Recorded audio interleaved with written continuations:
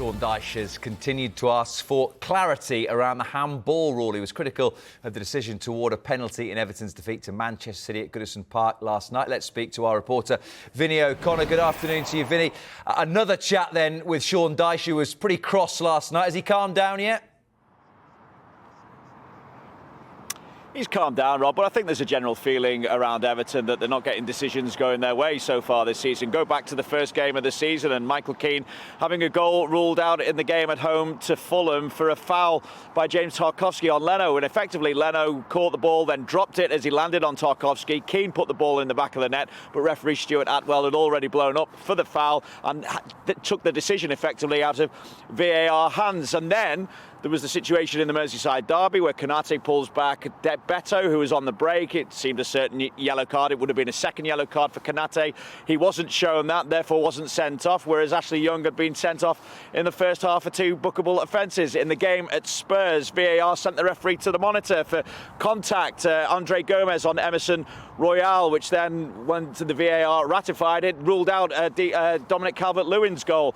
And then, of course, as you mentioned last night, that penalty that was awarded for Manchester City. Look, I could see why it was given because the arm was up and it looked like Onana was making himself bigger by that. By the letter of the law, I suppose a penalty has to be given. But that's where Sean Dyche has a problem. He feels that the way it's being spoken about at the moment, it shows that the handball law is a little bit too complicated, so he still wants it simplifying. I think everyone's confused by the handball situation. Manager spoke very clearly to the powers that be early in the season, including myself. That one's a really poor one for me. I don't know where the game, if they think that's a penalty, like I said afterwards, if that's a penalty, Onana should be a goalkeeper. He must have some reflexes to get his arm up to stop that if it was deliberate. And I know deliberate doesn't count anymore.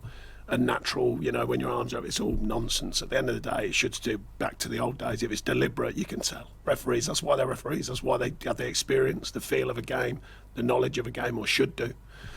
The other frustration, who's giving what? I said after the situation at Tottenham, I said, who's giving what? The linesman gives this one, he's 50 yards away. The rest 12 yards away.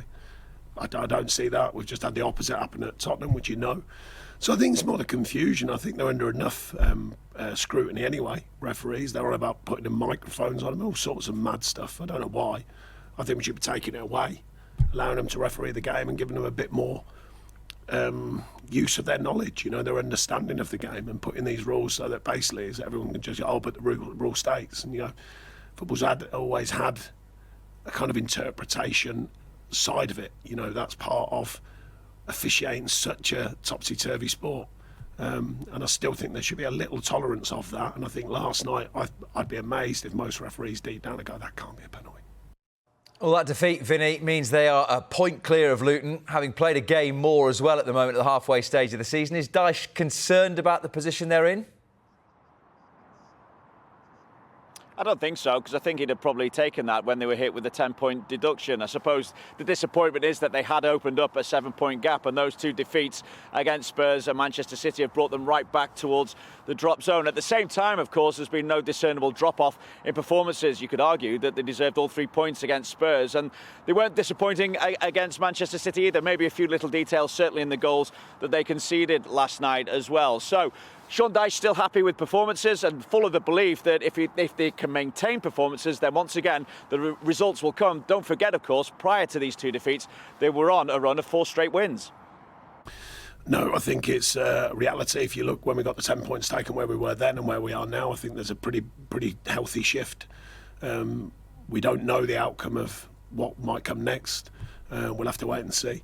Performance levels are good. Mentality is good. We are a bit stretched. That's sometimes the challenge of what it is. So, yeah, we just get on with it and keep working hard.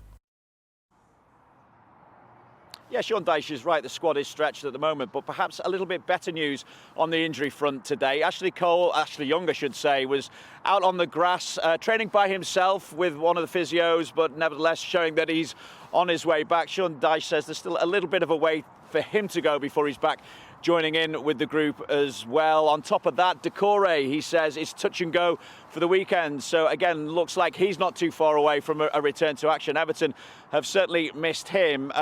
They were missing Dominic Calvert-Lewin and James Tarkowski from training today, but Sean Dyche says there were no real issues, no underlying issues with them. It seems that they should be fit for the weekend, just carrying a couple of knocks. But there is a little bit of disappointing news around Idrissa Gana Gueye, albeit it is better than first thought. He has got a calf problem. It looks like it'll keep him out for at least the next couple of weeks, which means he won't be available to face Wolves on Saturday afternoon. Vinny, thank you very much for now.